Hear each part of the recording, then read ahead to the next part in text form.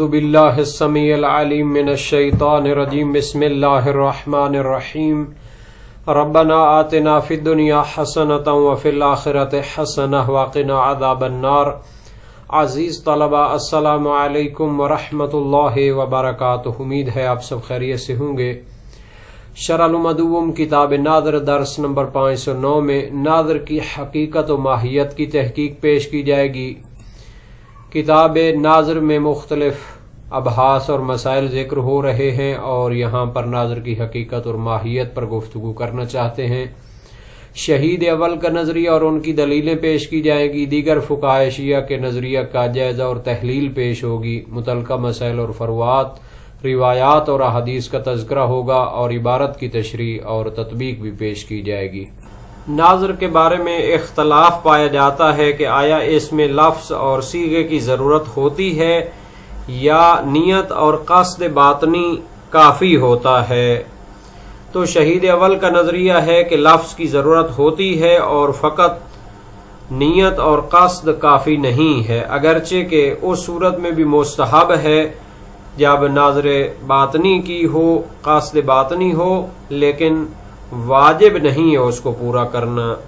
مصنف کے نظریے کی دو دلیلیں ہیں، ایک یہ ہے کہ یہ جو ناظر ہوتی ہے یہ اسباب کے قبیل سے ہے اور اس کے باب سے ہے، یعنی عقود و عقاد کی طرح ہے کہ جو سبب ہوتے ہیں، جیسے بیع سبب ہے ملکیت کے نقل و انتقال کا، اسی طرح اجارہ، طلاق، نکاح وغیرہ۔ تو ان اسباب میں اصل یہ ہے کہ وہ الفاظ کے ذریعے جاری ہوتے ہیں جو قصد باطنی کو کشف کرتے ہیں، فقط دلی قصد وہ کافی نہیں ہوتا سبب کے لیے۔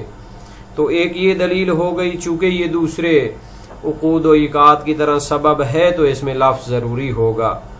دوسری دلیل یہ ہے کہ نظر لغت کے لحاظ سے وعدہ کرنے کے معنی میں ہوتا ہے، چاہے شرط کے ساتھ ہو چاہے بغیر شرط کے۔ تو واضح ہے کہ یہ جو وعدہ کیا جاتا ہے یہ لفظ کے ذریعے ہوتا ہے۔ وعدہ ان امور میں سے ہے کہ جو لفظ کے ذریعے انشاء ہوتا ہے۔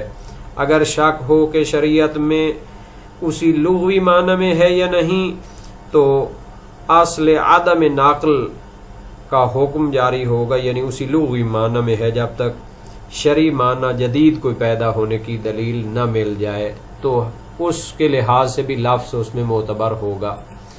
عبارت کو دیکھتے ہیں، فرمایا وَالْأَقْرَبُ احْتِيَاجُهُ إِلَى اللَّفْظِ فَلَا يَكْفِي النِّيَّةُ فِي انْعِقَادِهِ وَإِنِ اسْتُحِبَّ الْوَفَاءُ بِهِ لِأَنَّهُ مِنْ قَبِيلِ الْأَسْبَابِ وَالْأَصْلُ فِيهَا اللَّفْظُ الْكَاشِفُ عَمَّا فِي الضَّمِيرِ۔ قریب تر نظریہ یہ ہے کہ ناظر محتاج ہوتی ہے لفظ کی، یعنی اس کی ماہیت میں لفظ داخل ہے، لفظ کے بغیر ناظر منعقد نہیں ہوتی۔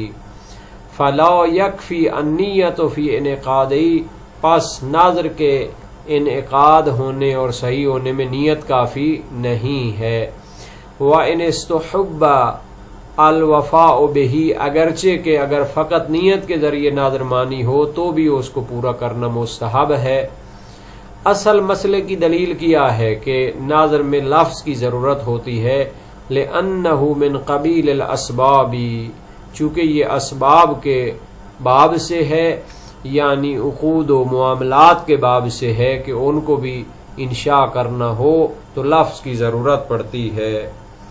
وَالْأَصْلُ فِيهَا اللَّفْظُ، تو اسباب میں اصل یہ ہے کہ ایسا لفظ ان میں ہو کہ جو کاشف ہو، اما فی الضمیر، جو دل میں نیت ہے اس سبب اور عقد کے لحاظ سے تو اس کو لفظوں کے ذریعے جاری کیا جاتا ہے۔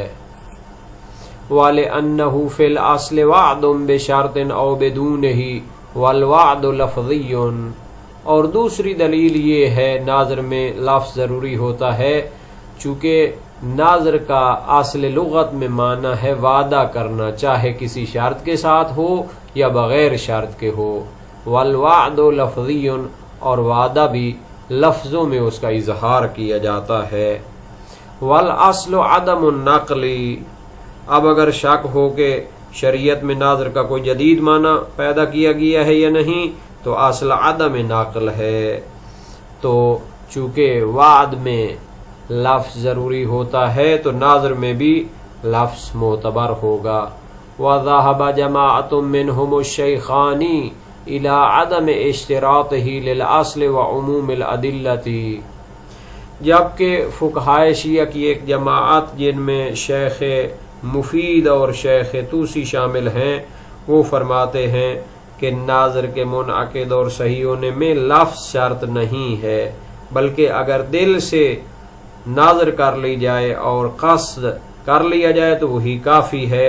اور انہوں نے 3 دلیلیں دی ہیں۔ ایک ہے اصل عدم اشتراط لفظ، یعنی جب تک ناظر کے لیے لفظ شرط ہونے کی معتبر دلیل اور نص نہ مل جائے تو اصل یہ ہے کہ لفظ شرط نہیں ہے۔ دوسری دلیل ہے کہ جو دلیلیں ناظر کو پورا کرنے کے وجوب پر دلالت کرتی ہیں وہ عام ہیں اور شامل ہیں، چاہے ناظر کو لفظوں میں جاری کیا گیا ہو یا ناظر و منت کی قلبی اور باطنی قصد اور نیت کی گئی ہو۔ اور تیسری دلیل ہے جو عبادات کی نیت کے باب میں روایت ہے، نبی اکرم صلی اللہ علیہ وآلہ وسلم نے فرمایا انما الاعمال بالنیات وانما لکل امرئ ما نوی، کہ اعمال کا دار و مدار نیتوں پر ہے اور ہر انسان کے لیے وہ ہے جس کی وہ نیت کرتا ہے۔ تو انما حاصر کے لیے ہے اور بالنیات میں بعض سببیت کی ہے۔ تو روایت کا معنی یہ کیا جائے گا کہ اعمال نیت کے ذریعے ہوتے ہیں، یعنی اعمال نہیں ہے مگر نیت کے سبب سے، یعنی اعمال کا جو مصحح اور محقق ہے وہ نیت ہے۔ تو پس جو شخص نیت کرے کسی سبب کی تو اس سے وہ عمل مکمل ہو جاتا ہے، اور اس کی پھر اگر مثال کے طور پر نظر کرتا ہے، نیت اس کی کرتا ہے تو وہ منعقد ہو جاتی ہے، اس کو پورا کرنا واجب ہوگا۔ للأصل پہلی دلیل ہے کہ اصل عدم اشتراط لفظ ہے، وعموم الادلہ دوسرا عموم ادلہ جاری ہوتی ہیں کہ اگر دل سے اس نے ناظر مانی ہے تو ناظر کے وفا کرنے کی دلیلیں عام اس کو شامل ہیں۔ وَلِقَوْلِهِ صلی اللہ علیہ وآلہ، اور تیسری دلیل ہے نبی اکرم صلی اللہ علیہ وآلہ وسلم کا فرمان ہے انما الاعمال بالنیات، اعمال کا دار و مدار نیتوں پر ہے، وانما لکل امرئ ما نوی، بے شک ہر انسان کے لیے وہی کچھ ہے جس کی وہ نیت کرتا ہے۔ وانما للحصر، اس میں انما حصر کے لیے ہے، والباء سببیت، اور با سببیت کے لیے ہے، اعمال کا جو سبب ہے وہ نیتیں ہیں۔ فدل علی حصر السببیت فیہا، پس یہ روایت بھی دلالت کرتی ہے کہ سببیت اعمال منحصر ہے نیتوں میں۔ واللفظ انما اعتبر فی العقود لیکون دالا علی الاعلام بما فی الضمیر، والعقد هنا مع اللہ العالم بالسرائر، وتردد المصنف فی الدروس والعلامة فی المختلف، ورجح فی غیرہ الاول۔ تو یہاں پر سوال پیدا ہوتا ہے کہ نبی اکرم کی حدیث کی روشنی میں اگر اعمال کی سببیت نیت کے ساتھ ہے تو پھر جو اسباب ہیں معاملات کے اور عقود و ایقاعات میں جو صیغے لازم قرار دیے گئے ہیں اس کی کیا وجہ ہے؟ تو فرماتے ہیں واللفظ انما اعتبر فی العقود، بے شک لفظوں کو عقود و معاملات میں معتبر کیا گیا ہے، لیکون دالا علی الاعلام بفاف الضمیر، تاکہ وہ دلالت کرے، اس چیز کو بیان کرے جو دل میں ہے۔ تو چونکہ یہ معاملات انسانوں کے ساتھ ہوتے ہیں، معاشرے میں ان کو جاری کیا جاتا ہے، تو دل کی بات کو لفظوں میں بیان کرنا پڑتا ہے۔ والعقد ہنا، جبکہ منت اور ناظر والا جو معاملہ ہے یہ کس کے ساتھ ہے؟ مع اللہ، اللہ تعالیٰ کی ذات کے ساتھ ہے، العالم بالسرائر، اور اللہ تعالیٰ تو دلوں کے راز جانتا ہے، اس کے لیے لفظوں کو بیان کرنے کی ضرورت نہیں ہے۔ پس اللہ تعالیٰ کے ساتھ ناظر ماننے میں لفظوں کی کوئی ضرورت نہیں ہے، بلکہ اللہ تعالیٰ خود اس کو جانتا ہے۔ اگر کوئی انسان دل میں ناظر مانے اور اس کی نیت کر لے تو اس کو پورا کرنا واجب ہو جائے گا۔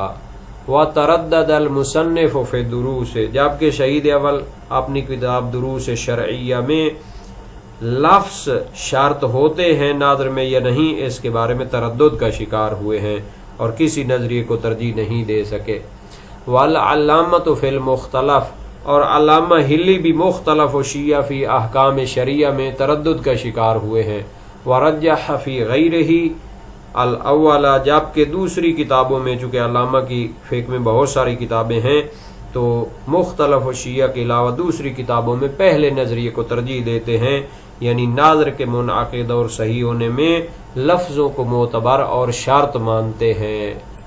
تو گویا اس مسئلے میں دو نظریے پائے جاتے ہیں، شیخ مفید اور شیخ توسی۔ قاضی ابن البراج بغدادی، ابن حمزہ وغیرہ فرماتے ہیں کہ ناظر کے منعقد ہونے میں لفظوں کی ضرورت نہیں ہے، اس کی نیت کافی ہوتی ہے، چونکہ ناظر عبادت ہے اور اصل عبادت میں نیت اور اعتقاد ہے۔ اور نبی اکرم کی روایت سے بھی استدلال کیا، انما الاعمال بالنیات وسائل شیعہ باب پنجم ابواب مقدمۃ العبادات، حدیث دہم۔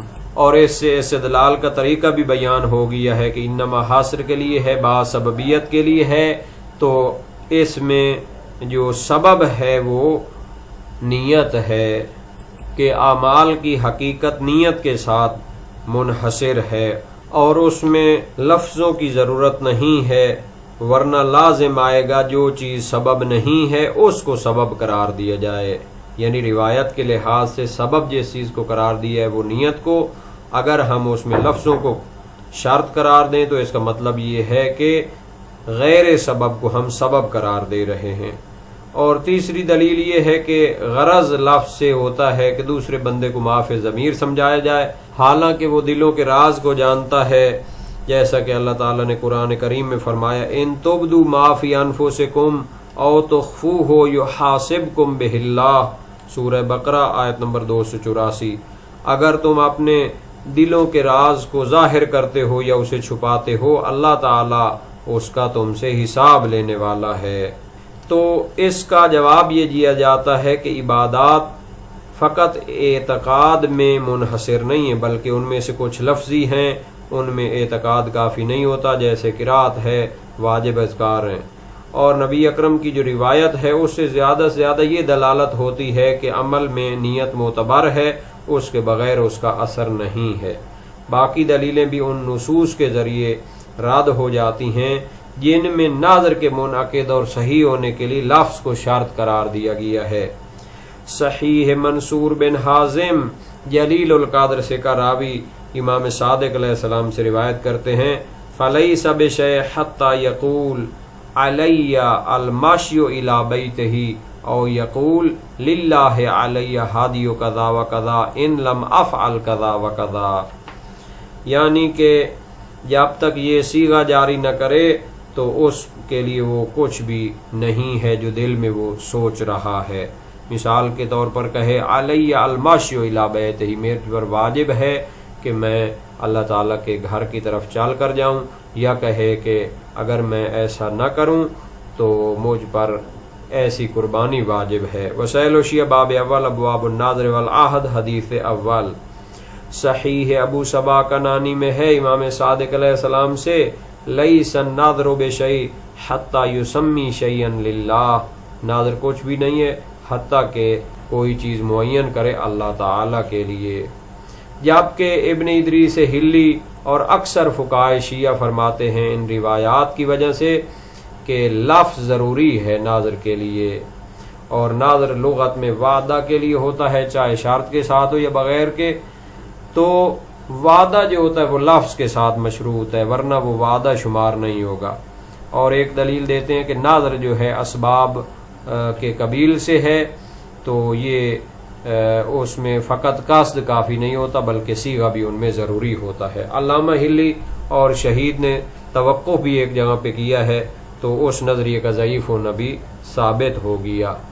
خلاصہ یہ ہو گیا کہ چونکہ ناظر اور منت ماننا اللہ تعالیٰ کی ذات کے لیے ہے تو اس کی نیت اور تقرب کی نیت بھی ضروری ہے، لیکن اس کے منعقد اور صحیح ہونے کے لیے لفظوں میں اس کو بیان کرنا بھی واجب ہے، چونکہ روایات میں بھی اس کی صراحت کی گئی ہے۔